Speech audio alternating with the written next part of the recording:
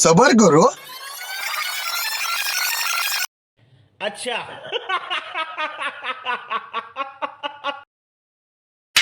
Hello everyone, good morning. Welcome back to my channel. Welcome to another new vlog.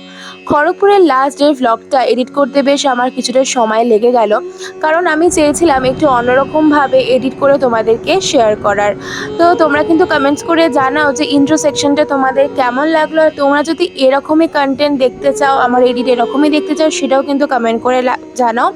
আর যদি ভালো না লেগে থাকে, কীরকম দেখতে চাইছো সেটাও কিন্তু কমেন্ট করে প্লিজ জানিও, আমার তাহলে ভীষণই ভালো লাগবে।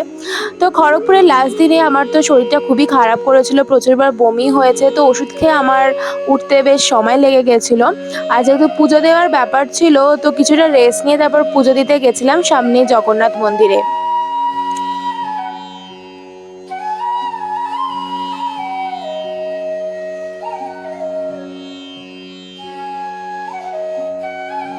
পুজো দিয়ে বাড়ি ফিরে আমি খেয়ে দিয়ে একটু রেস্ট করছিলাম, মানে সেরকম কিছুই খাইনি, জাস্ট চিড়ে সেদ্ধ একটু খেয়েছিলাম। তারপর সন্ধেবেলায় একদম পুরো রেডি হতে চলে গেছিলাম, আর আমি যার থেকে সেদিনকে চুলটা শাড়িটা পরেছিলাম সেটাই তোমাদের সাথে শেয়ার করে দিচ্ছি। আমি প্রিয়া দাস, আর আমার কন্ট্যাক্ট নাম্বার হচ্ছে 8653782776, আর আমার ফেসবুক পেজও আছে প্রিয়া দাস নামে, পেয়ে যাবেন ওখানে। Thank you. ওর কন্ট্যাক্ট নাম্বার তো তোমরা শুনেই নিলে, যারা খড়গপুরের আশেপাশে থাকো, ওকে কন্ট্যাক্ট করতে চাও তো অবশ্যই ওর সাথে কিন্তু কন্ট্যাক্ট করে নিও। আর এরপরে রেডি সেডি হয়ে আমি আর আমার শাশুড়ি মা চলে গেছিলাম ডিরেক্ট ভেন্যুতে, যেটা আমাদের বাড়ির একদম কাছেই ছিল। মাঠের মধ্যে প্যান্ডেল করা হয়েছিল, আর ডেকোরেশনটা খুবই সুন্দর হয়েছে, আমার তো খুবই ভালো লেগেছিল। কিন্তু এতটাই গরম পড়েছিল না সেদিন, মানুষ মানে ওই গরমে আর কি এনজয় করবে। কিন্তু তাছাড়াও আমরা সবাই মিলে অনেকের সাথে দেখা হয়েছে, গল্প হয়েছে, আমরা সব মিলে কিন্তু ভালোই এনজয় করেছি।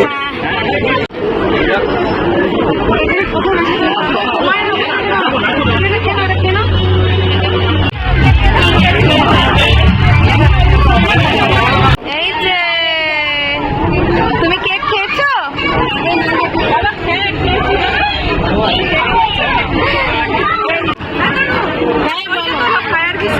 কোথায়?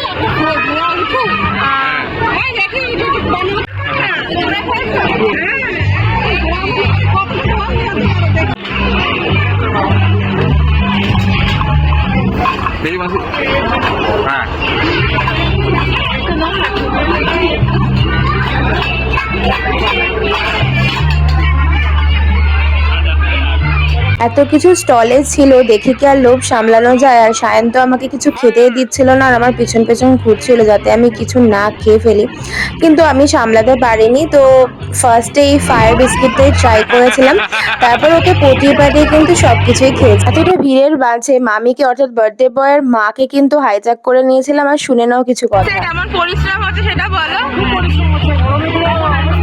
তাহলে বিয়েতে কি হবে?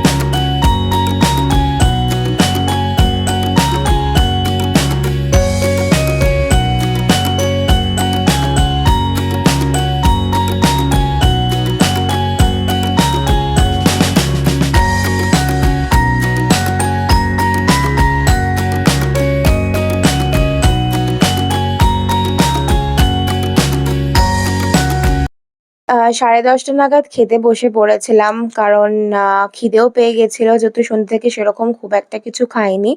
আর এই যে সেদিনকের মেনুটা তোমরা দেখে নাও, সবকিছু খাবার দেখে তো আমার খুবই খেতে ইচ্ছা করছিল, কিন্তু জানি না সামহাও গরমের জন্য আর শরীরটা খুব একটা ভালো ছিল না বলে সবকিছু ভালো করে খেতে পারিনি।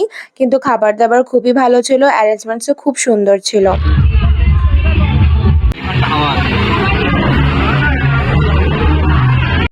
খাওয়া দাওয়া করে লাস্টে এই পানটা খেয়ে তারপর বাড়ি চলে এলাম।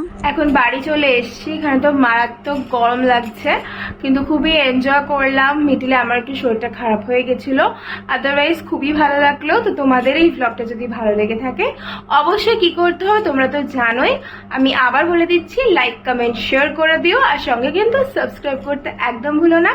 সবাই খুব ভালো থেকো, সুস্থ থাকো, বাই।